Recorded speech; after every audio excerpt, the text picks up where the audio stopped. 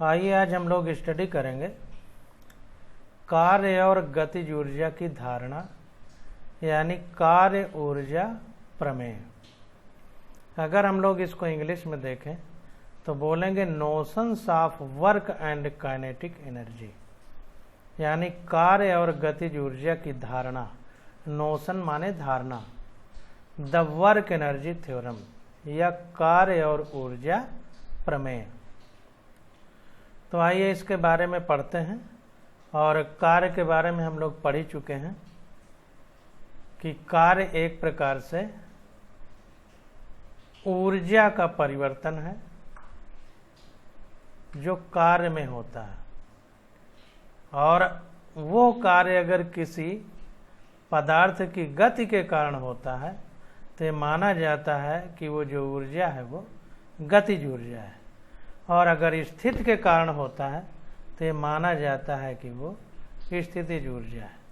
तो इसी को कार्य और ऊर्जा की अवधारणा जो है, धारणा नोशंस जिसको बोलते हैं, तो कार्य ऊर्जा प्रमेय यानी वर्क एनर्जी थ्योरम के बारे में हम लोग पढ़ेंगे और इसको समझने का प्रयास करेंगे। तो देखिए यहाँ पर कह रहा है कि अध्याय 3 में नियत त्वरण A के अंतर्गत सरल रेखीय गति के लिए आप निम्न भौतिक संबंध पढ़ चुके हैं। ध्यान दीजिए, सारी बातें सही, लेकिन नियत त्वरण पर ध्यान दीजिए। कांस्टेंट एक्सीलरेशन यानी यूनिफॉर्म एक्सीलरेशन।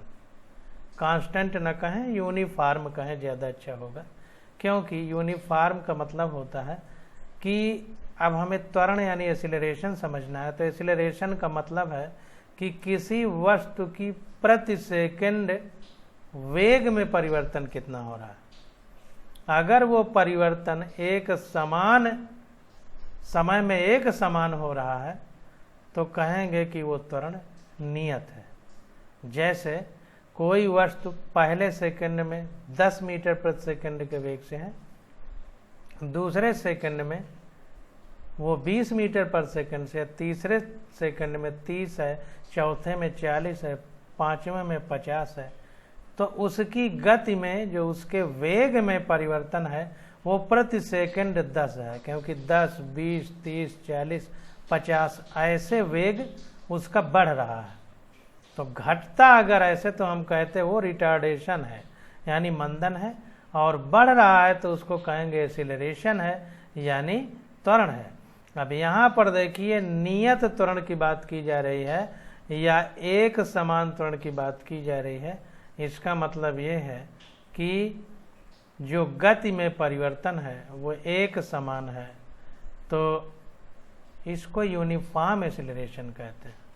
यहाँ पर थोड़ा इंग्लिश में देखते हैं तो यहाँ पर देखिए कांस्टेंट एक्सीलरेशन शब्द का यूज किया गया है, यानी नियत त्वरण, फिक्स, नियत है, फिक्स है। तो चूंकि सरल रेखीय गति में हम जो भी पढ़ते हैं यानी लीनियर मोशन या स्ट्रेट लाइन मोशन में जो हम पढ़ते हैं, तो चूंकि जो उसमें इक्वेशन दिए गए हैं, समीकरण दिए गए हैं, तो अगर त्वरण यानी एक्सेलरेशन बार बार बदलेगा तो फिर ये नियम नहीं लागू होते। तो ध्यान दीजिए कि जो भी फार्मूले हम लगा रहे हैं ये एक समान गति या एक समान त्वरण या एक सीधी रेखा में चलने पर लागू होते हैं, इधर उधर भटकने की जरूरत नहीं है। तो जब ये कंडीशन लागू होगी तभी हम इन फार्मूलों को लगाएंगे जो गति के 3 समीकरण हैं। v बराबर u प्लस AT, h बराबर ut plus half AT square, या s बराबर ut plus half AT square, या फिर v square equal to u square plus 2as। तो जितने भी 3 समीकरण हैं, ध्यान देना है, एक सरल रेखीय गति होना चाहिए, एक समान गति होना चाहिए, या फिर एक समान त्वरण होना चाहिए। तो अब आगे देखते हैं। तो नियत त्वरण, ध्यान दीजिए बात कह रहा है कि नियत त्वरण है, तो जो बात हमें अच्छे से समझना है तो उसके हम अंडरलाइन उसको करते हैं। अब देखिए, जब ये नियत त्वरण से कोई वस्तु एक सरल रेखीय गति करेगी तो हमने पढ़ा है गति का तीसरा नियम, V square equal to U square plus 2as। चूँकि u को इधर ले आया है तो इधर प्लस में है तो उल्टा उसके माइनस में हो गया। यहाँ पर u तथा v क्रमशः आरंभिक व अंतिम चाल और यस वस्तु द्वारा चली गई दूरी है। आप ध्यान दीजिए, एक सरल रेखीय गति है तो सरल रेखीय गति में चाहे हम इसको दूरी कहें या इसको चाहे विस्थापन कहें, बात एक ही है। क्योंकि एक सरल रेखीय गति में अगर हम न्यूनतम दूरी चलते हैं तो वही विस्थापन हो जाता है।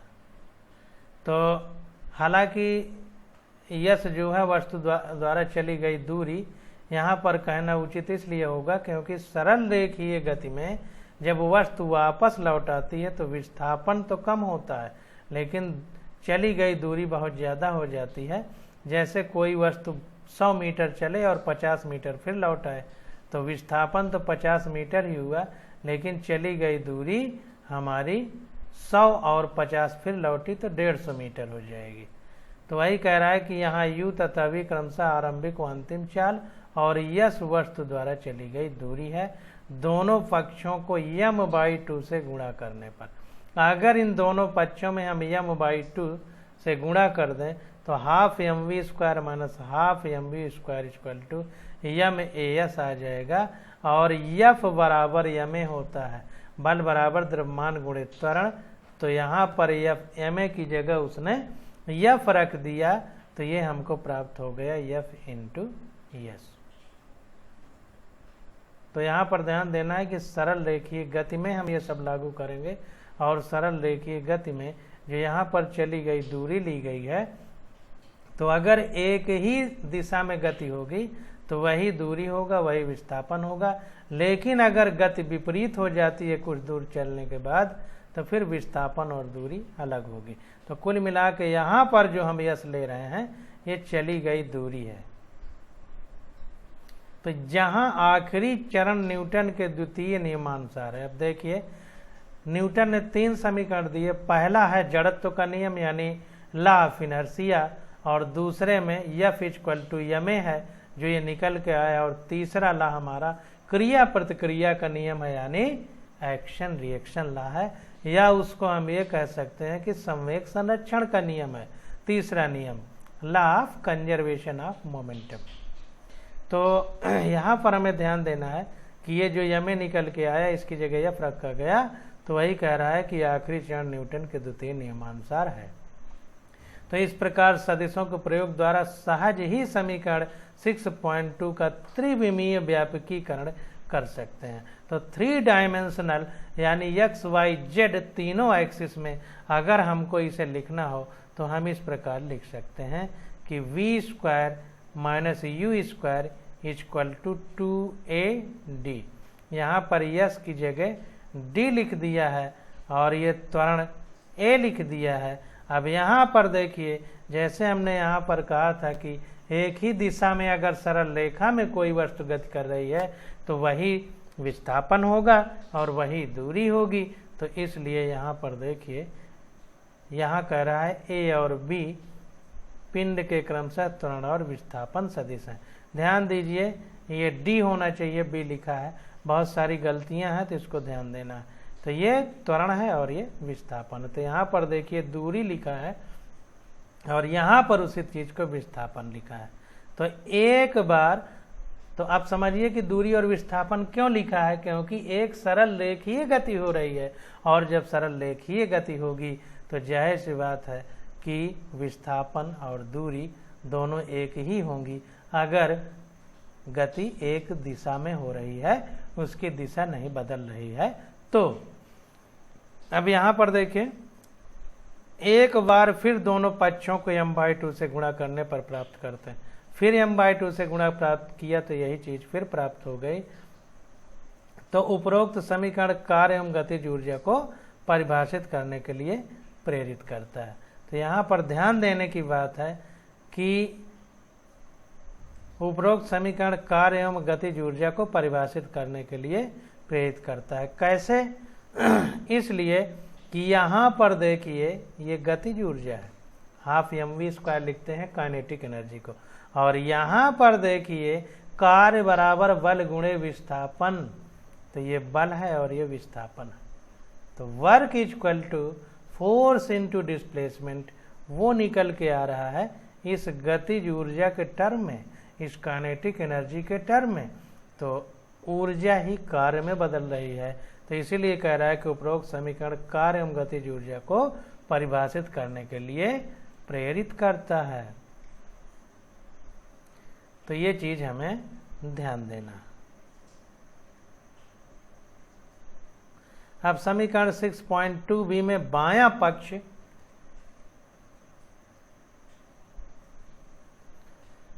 पक्ष वस्तु के द्रव्यमान के आधे और उसकी चाल के वर्ग के गुणनफल के अंतिम और प्रारंभिक मान का अंतर है। तो यहाँ पर देखिए ये अंतिम वेग है, ये प्रारंभिक वेग है। तो ध्यान दीजिए कि अंतिम में प्रारंभिक घटाया जा रहा है और द्रव्यमान का आधा और वेग का वर्ग किया जा रहा है। तो वही कह रहा है कि बायां पक्ष वस्तु के द्रव्यमान यानी मास के आधे और उसकी चाल यानी वेलोसिटी, चाल यानी वेग के वर्ग के गुणनफल के अंतिम और प्रारंभिक मान का अंतर है। अब ध्यान दीजिए यहाँ पर, चूंकि वस्तु एक सरल रेखीय गति में है, स्ट्रेट लाइन मोशन में है, तो जिसे हम चाल कह रहे हैं यही वेग भी हो सकता है, क्योंकि वेग की दिशा है और जब सरल रेखीय गति होगी तो उसकी दिशा होगी। इसलिए यहाँ पर वेग कहें या चाल कहें एक ही बात है। अगर एक ही दिशा में स्ट्रेट लाइन मोशन है तब तो ये बात ध्यान देना। हम इसमें से प्रत्येक राशि को गतिज ऊर्जा कहते हैं और संकेत के से निर्दिष्ट करते हैं। तो हम इनमें से प्रत्येक राशि को यानी जो भी मिलेगा उसको हम के से डिनोट करेंगे और कहेंगे कि ये काइनेटिक एनर्जी है। समीकरण का दायां पक्ष वस्तु का आरोपित बल का विस्थापन के अनुदिश घटक और वस्तु के विस्थापन का गुणनफल है। तो फोर्स इनटू डिस्प्लेसमेंट यानी बल गुणे विस्थापन है। इस राशि को कार्य कहते हैं क्योंकि कार्य बराबर बल गुणे विस्थापन होता है और इसे संकेत W से निर्दिष्ट करते हैं। अतः समीकरण 6.2b को निम्न प्रकार लिख सकते हैं। तो समीकरण 2b को हम लोग इस प्रकार भी लिख सकते हैं कि अंतिम गतिज ऊर्जा माइनस प्रारंभिक गतिज ऊर्जा बराबर कार्य। तो final kinetic energy minus initial यानी प्रारंभिक kinetic energy is equal to W, यानी change in kinetic energy is equal to work. Change in kinetic energy is equal to work. यहाँ पर KI तथा KF वस्तु की आरंभिक एवं अंतिम गतिज ऊर्जा है। कार्य किसी वस्तु पर लगने वाले बल और उसके विस्थापन के संबंध को बताता है। अतः किसी निश्चित विस्थापन के दौरान वस्तु पर लगाया गया बल कार्य कहलाता है। तो ध्यान दीजिए कि अतः किसी वस्तु के निश्चित विस्थापन के दौरान उस पर जो लगाया गया बल है वही कार्य कहलाता है। अब आगे देखते हैं। समीकरण 6.3 जो निकल के है, कार्य ऊर्जा प्रमेय की एक विशेष स्थिति है और यह प्रदर्शित करती है कि किसी वस्तु पर लगाए गए कुल बल द्वारा किया गया कार्य उस वस्तु की गतिज ऊर्जा में परिवर्तन के बराबर होता है। तो जैसी बात है इसी चीज को यहाँ पर लिख दिया। परिवर्ती बल के लिए उपरोक्त व्युत्पत्ति का व्यापकीकरण हम अनुभाग 6.6 में करेंगे। तो कहने का मतलब ये निकल करके आया कि ऊर्जा है। अब ऊर्जा मान लीजिए 100 जूल है और बाद में वो 50 जूल बची, तो 50 जूल कहाँ चली गई? तो इसका मतलब है कि वो कार्य में बदल गई। इसलिए change in kinetic energy equal to work है। तो जैसी बात अगर 100 जूल ऊर्जा है और बाद में 50 जूल बचती है तो इसका मतलब है कि 50 जूल जो कम हुई है तो ऊर्जा कभी नष्ट तो होती नहीं। एनर्जी कंजर्वेशन लॉ हम लोगों ने पढ़ा है। तो जाहिर सी बात है कि वो चेंज हो गई है और चेंज किसमें हुई? वर्क में। परिवर्ती बल के लिए उपरोक्त व्युत्पत्ति का व्यापकीकरण हम अनुभाग 6.6 में करेंगे।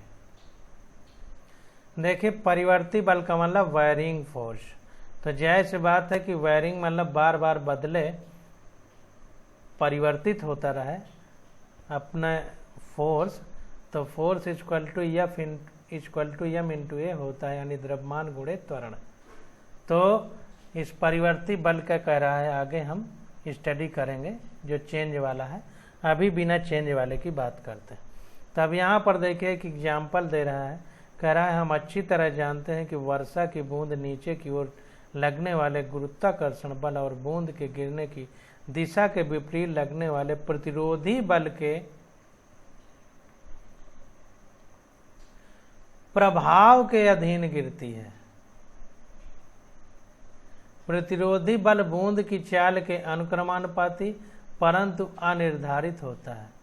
माना कि 1 ग्राम द्रव्यमान की वर्षा की बूंद 1 किलोमीटर ऊंचाई से गिर रही है। यह धरातल पर 50 मीटर पर सेकंड की चाल से संघट्ट करती है, यानी टक्कर मारती है, कोलिजन होता है। गुरुत्वीय बल द्वारा किया गया कार्य क्या है और अज्ञात प्रतिरोधी बल द्वारा किया गया कार्य क्या है। तो यहाँ पर देखिए समझने का प्रयास करिए कि आखिर वो कहना क्या चाह रहा है। तो देखिए ये कहना ये चाह रहा है कि कोई बूंद है और वो हवा में गिर रही है, तो बूंद तो नीचे की ओर गिरेगी। ये बूंद है कोई, वो नीचे की ओर गिर रही है।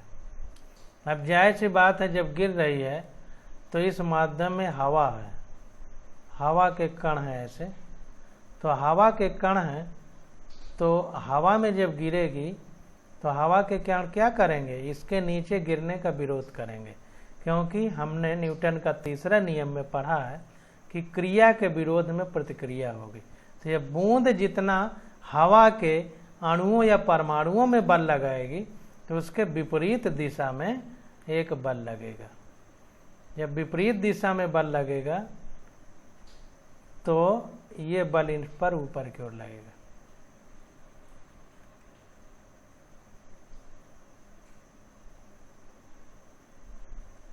ये ऊपर की ओर लगेगा। तो ये जो नीचे की ओर लग रहा है ये ग्रेविटेशनल फोर्स है।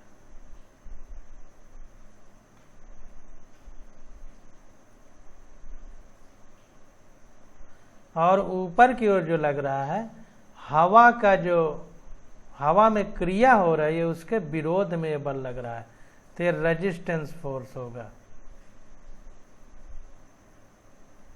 रेजिस्टेंस फोर्स मतलब प्रतिरोधी बल जो इसमें अवरोध उत्पन्न कर रहा है कि ये जमीन में ना गिरने पाए। वो अवरोध किसके कारण है, हवा के अणुओं या परमाणुओं यानी एटम या मालिक्यूल के कारण है, जो भी होंगे।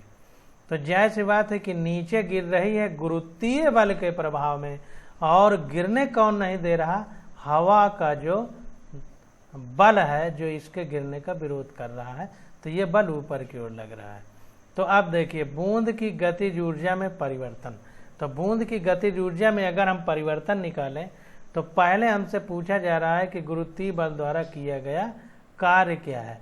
तो गुरुत्वीय बल द्वारा अगर किया गया कार्य निकालना हो तो जैसा हमने आपसे कहा कि मान लीजिए 100 जूल ऊर्जा है और बाद में 50 जूल ऊर्जा बची, तो इसका मतलब 50 कहाँ गई, वो कार्य में बदल गई। तो इस प्रकार से हम लोग वर्क एनर्जी थ्योरम यानी कार्य ऊर्जा प्रमेय से यहाँ पर हम लोग गुरुत्वीय बल द्वारा किया गया कार्य निकाल सकते हैं, क्योंकि जो अंतिम गतिज ऊर्जा होगी उसमें जो कमी आ गई, प्रारंभिक गतिज ऊर्जा कितनी है, अंतिम गतिज ऊर्जा कितनी है, इसका अगर अंतर निकाल लें तो वही ऊर्जा तो कार्य में बदलेगी। तो वही हम यहाँ पर कर रहे हैं कि डेल्टा के इक्वल टू यानी गतिज ऊर्जा का परिवर्तन कितना है, तो अंतिम गतिज ऊर्जा माइनस प्रारंभिक गतिज ऊर्जा। तो यहाँ पर देखिए वो ये कह रहा है कि माना कि 1 ग्राम द्रव्यमान की वर्षा की बूंद 1 किलोमीटर ऊंचाई से गिर रही है। देखिए 1 किलोमीटर ऊपर ऊंचाई से गिर रही है, तो जाहिर सी बात है कि जैसे हम छत पे चढ़ जाएं और चढ़ करके कोई गेंद अपने हाथ से छोड़ दें तो उसकी प्रारंभिक चाल क्या है, इनिशियल वेलोसिटी उसकी 0 होगी। क्यों, क्योंकि हमने तो छोड़ दिया ना ऐसे, तो प्रारंभ में हाथ में पकड़े थे तो 0 ही तो था। अब अंत में जो पृथ्वी से टकराएगी तो उसकी अंतिम वेग होगा। तो देखिए वही कह रहा है, धरातल पर 50 मीटर पर सेकंड की चाल से संघट्ट करती यानी टकराती है।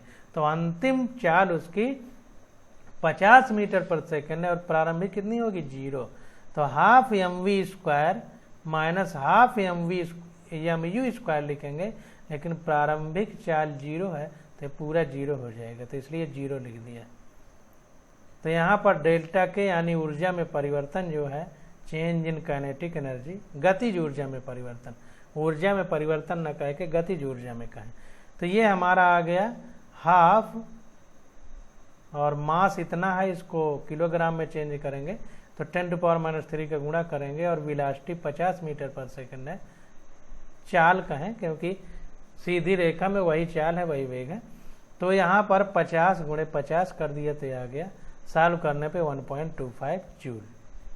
तो यहाँ पर ध्यान दीजिए कि प्रारंभ में उसमें गति नहीं थी, तो गतिज ऊर्जा 0 थी, पूरी की पूरी स्थितिज ऊर्जा थी। तो अब देखिए यहाँ पर फिर से बारीकी समझिए कि जब ये पृथ्वी पर टकराई तो 1.25 जूल इसकी गतिज ऊर्जा है। इसका मतलब जब ये 1 किलोमीटर ऊंचाई पर थी तो यही ऊर्जा स्थितिज ऊर्जा के रूप में थी, पोटेंशियल एनर्जी के रूप में थी। क्यों? क्योंकि ऊर्जा कभी नष्ट नहीं होती। जब ऊर्जा नष्ट नहीं होती तो यही गतिज ऊर्जा जो हमको मिली है, यही स्थितिज ऊर्जा के रूप में ऊपर रही होगी। तो ये इतना प्राप्त हुआ। तो यहाँ हमने यह मान लिया है कि बूंद विराम अवस्था से गिरना आरंभ करते, इसीलिए u की वैल्यू 0 रखी गई है। गुरुत्वाकर्षण बल द्वारा किया गया कार्य, अब ये देखिए गतिज ऊर्जा में परिवर्तन इतना आ गया। अब गुरुत्वाकर्षण बल द्वारा किया गया कार्य Wg कितना होगा, कार्य बराबर W बराबर mgh होता है। कार्य बराबर बल गुणे विस्थापन होता है। सब जगह वही चीज है, केवल मूर्खों की तरह ध्यान न दें, अगर विद्वान की तरह समझें तो सब कुछ वही है। ये F है, बल बराबर द्रव्यमान गुणे त्वरण। यहाँ पर चूंकि वस्तु गिर रही है तो गुरुत्वीय त्वरण रख दिया, और यहाँ पर विस्थापन होता है यश, तो विस्थापन हमारी ऊपर से नीचे की ओर गिर रही है, तो इसी विस्थापन या इसी दूरी को अब दूरी न कह के ऊंचाई कह देगा, है तो वही बात। तो मान लीजिए कि जी की वैल्यू 10 मीटर पर सेकंड है, तो अगर 10 मीटर पर सेकंड ले लिया जाए तो यहाँ पर देखिए आ जाएगा हमारा Wg बराबर mgh। तो ये हो जाएगा m 10.-3 गुणे जी की वैल्यू 10 ले लिया, और h हमारी ऊंचाई 1 किलोमीटर है, उसका मतलब 1000 मीटर या 10⁻³ मीटर। तो ये आ गया 10 जूल। तो यहाँ पर देखिए गतिज ऊर्जा में परिवर्तन 1.25 जूल है, लेकिन कार्य हमें कितना प्राप्त हुआ, पृथ्वी के आकर्षण बल के कारण 10 जूल। तो इस बात को ध्यान देना। अब देखिए यहाँ पर आप एक असमंजस सा महसूस कर रहे होंगे कि डेल्टा के जो है वही तो कार्य है, फिर डेल्टा के 1.25 जूल आया और W 10 जूल आ गया, ऐसा क्यों हो गया? तो ऐसा इसलिए हुआ क्योंकि हवा का प्रतिरोधी बल लग रहा है। अगर ये निर्वात में होता, ये काम हम निर्वात में करते, तब यही हमारा कार्य होता, क्योंकि गतिज ऊर्जा में जो चेंज हुआ तो वही कार्य होता। लेकिन यहाँ पर चूंकि हवा का प्रतिरोधी बल ऊपर को लग रहा है, इसलिए ये वैल्यू और ये वैल्यू दोनों अलग अलग हैं। अब देखिए यहाँ पर ध्यान देना है कि कार्य ऊर्जा प्रमेय से, अब कार्य ऊर्जा प्रमेय से अगर हम निकालें तो डेल्टा के equal to Wg plus WR होगा, क्योंकि जो कार्य है वो गुरुत्वीय बल के द्वारा भी किया गया है और जो हवा का प्रतिरोध है उसके द्वारा भी किया गया है। तो अब देखते हैं जहां WR प्रतिरोधी बल द्वारा किया गया कार्य, देखिए बता रहा है। तो अगर ये पूरा कार्य जोड़ा जाए तो अब डेल्टा के बराबर होगा। जैसे हमने बताया कि 100 जूल ऊर्जा है और अंत 100 जूल गतिज ऊर्जा है, अंत में 50 जूल गतिज ऊर्जा बची। तो 50 जो है, इस 50 में गुरुत्वाकर्षण बल द्वारा किया गया कार्य भी घुसा है और हवा के प्रतिरोध के द्वारा जो कार्य किया गया वो भी गुस्सा है। तो जब दोनों को जोड़ेंगे तब पूरा कार्य निकल के आएगा। तो यहाँ पर देखिए ये WR निकल के डेल्टा के इक्वल टू टोटल, तो WG प्लस WR है, तो WR इक्वल टू डेल्टा की माइनस WG करेंगे तो ये आ जाएगा 1.25 माइनस 10, तो ये आ गया माइनस 8.75 जूल। तो अब देखिए बड़ी मजे की बात है, यहाँ समझने का प्रयास करिए कि डेल्टा के में WG घटा तो निगेटिव आ गया। निगेटिव क्यों आया? इसलिए कि वस्तु जब पृथ्वी की ओर गिर रही थी तो गुरुत्वाकर्षण बल नीचे को काम कर रहा था और जो हवा का प्रतिरोध था वो उसको गिरने का विरोध कर रहा था, यानी हवा का प्रतिरोध बल वस्तु को गिरने की विपरीत दिशा में काम कर रहा था, इसलिए विपरीत दिशा के कारण यहाँ पर माइनस आ गया है। तो यहाँ पर देखिए WR यानी हवा के द्वारा जो प्रतिरोध बल है, तो प्रतिरोध है तो बल के विपरीत है, इसलिए माइनस साइन आ गया, तो माइनस 8.75 जूल। तो ये क्या है? ये ऋणात्मक है। तो कुल मिला करके गतिज ऊर्जा में जो परिवर्तन हुआ कार्य इसी से होना है। तो अगर ये गुरुत्वीय बल द्वारा 10 जूल कार्य किया गया है तो इस 10 जूल में से जो प्रतिरोधी बल है हवा का उसका कितना कार्य है, इतने में से इसको घटा देंगे तो ये आ गया माइनस 8.75 जूल। अब चूंकि ये प्रतिरोधी बल है के द्वारा किया गया कार्य है इसलिए इसमें माइनस साइन आ गया है। अब यहाँ पर देखिए, अब जैसे यहाँ पर डेल्टा के जो है, यहाँ पर जैसा कि कार्य ऊर्जा प्रमेय में, कार्य गतिज ऊर्जा प्रमेय में बताया गया कि जो ऊर्जा में परिवर्तन है वही जो है कार्य में चेंज होगा, वही कार्य होगा जितना ऊर्जा में गतिज ऊर्जा में परिवर्तन होगा। तो गतिज ऊर्जा में परिवर्तन 1.25 जूल हुआ, तो अब कार्य इतना ही आना चाहिए। तो देखिए अगर हम इस 10 जूल को और इस माइनस 8.75 जूल को जोड़ दें तो 1.25 ही आएगा, क्योंकि 10 जूल में ये घट जाएगा तो 1.25 जूल ही आएगा। तो इस प्रकार से इन क्वेश्चनों को हम लोग करेंगे और समझने का प्रयास करेंगे। अब आगे आ जाता है हमारा कार्य। तो कार्य के बारे में स्टडी हम लोग अगले लेक्चर में करेंगे। आज बस यहीं तक।